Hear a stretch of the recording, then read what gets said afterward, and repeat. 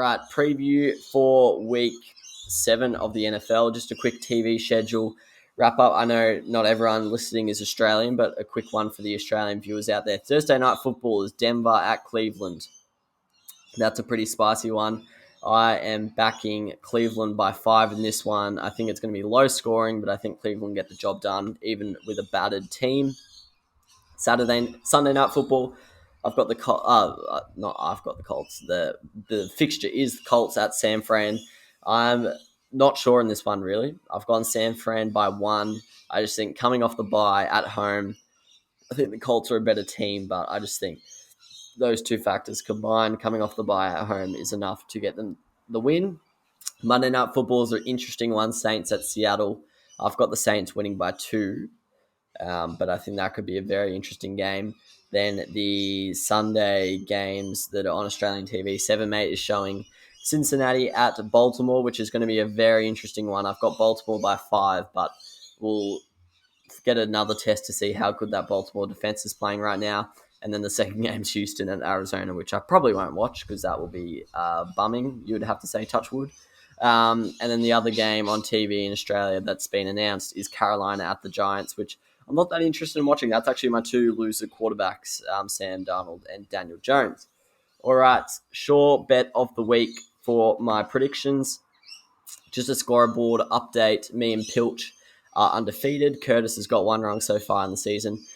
Me and Curtis are going with Arizona over Houston. I've backed it by 15. I just think the Colts just beat Houston by 28, so I don't really see how they beat them. Tyrod Taylor might play, which I think definitely improves their offense by quite a lot, but ultimately this Arizona team's on another level right now.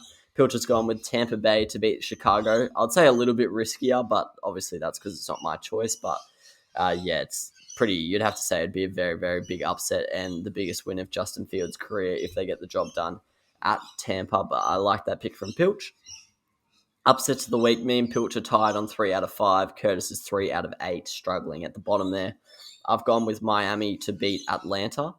I was actually surprised by this one. It actually wasn't available on the odds that I get from the site that I get my odds from, so I went looking on another site, and Atlanta were actually 2.5 point favorites, and I've tipped Miami by 3. I just think, I'm not sure how many of them are playing, but you would think Byron Jones and Xavier Howard and maybe a couple others are back from injury. Preston Williams will be in the mix, Devontae Parker as well. So I think Miami get a lot fitter. Tua has another game under the belt since his injury, and I think he looked pretty good last week. And I think it's just a must-win, really, for Miami. And I'll be honest, if they lose this, it's almost like coach sacking territory because this has been deplorable. And I know Atlanta are coming off a bye, but I don't really like Atlanta as a side that much. Other ones, Pilch has got the Colts at San Fran. I mentioned earlier, I've got the Sam 49ers, but only just. I definitely like that call. That was one of my favorites. And then Curtis has gone Tennessee over the Kansas. Curtis goes Tennessee a lot on these predictions, but with the form they showed against the Bills, I can see why. But yes, fair enough to Curtis. I've got Kansas winning, but obviously that's not my pick. And then our spreads, I've got 47% so far. Pilch has got 65. Curtis has got 33. So not that close at the moment between the three of us, but we'll see if we can even it up a little bit. I've actually gone with 3 underdogs to cover their spread. I never like these ones as much because I'm usually expecting the favorite to win, but just by not that much. So you sort of got less margin for error, but Chicago, I've got them to cover 12.5 at Tampa. I think Tampa will win, but I think with Chicago's defense and the way it's playing right now, I don't think Tampa will score enough to cover 12.5. We saw them not struggle, but they weren't great against Philadelphia, and I think they put up a similar performance against the Bears here. Since the Browns' horror game for Chicago, they've actually been pretty decent. They beat Detroit, they beat the Raiders, and then they lost to the Packers by only 10. So, yeah, I can definitely see Chicago keeping it close here, and I hope they do for my spreads. Then I've got Seattle to cover against New Orleans. The line is 5.5. I've got Saints winning by just 2. I thought the Seahawks were actually pretty good against the Steelers.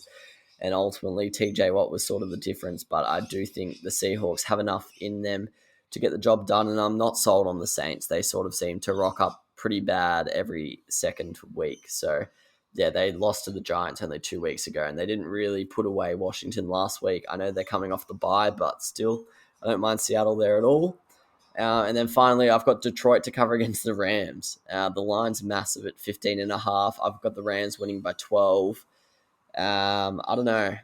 The Detroit Lions were pretty bad on the weekend, got blown out by the Bengals, but prior to that game, they've kept a lot of their games close. They've come within one play of winning, I think, 3 games. So, I think they could they're not going to go close to winning this one, I don't think, but 15.5 is a very, very big margin in NFL football. Pilch has gone with Baltimore to cover 6.5 at Cincinnati.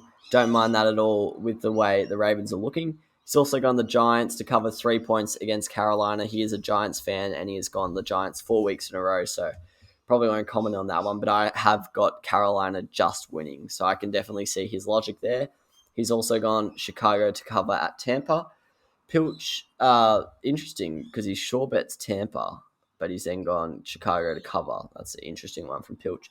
Curtis has gone Cleveland to win by more than 3 points against Denver. I definitely don't mind that one at all. I think it'll be low scoring, but 3 points isn't much at all for a playoffs contender. He's also gone the Raiders to beat Philadelphia by 3 or more. I don't know about this one. I've got the Raiders winning by 5, so I'm with him, but Philadelphia unpredictable, and so are the Raiders, to be fair. So it's an interesting one. And he's also opposed Pilch. He's gone Cincinnati to cover at the Ravens. He's obviously a big fan of Cincinnati. And look, I'll be honest, they're in very, very good form right now. So I would not be shocked if they came out and covered that. So that will be the end of it for this week's episode. Sorry if the light really faded there at the end. I am filming this at dusk. I guess I've never said that in my life, but it is dusk. It's a miracle! Oh, yeah! What about that one? Unbelievable! Balotelli, Aguero! Crowd cheers. Here's Siddle.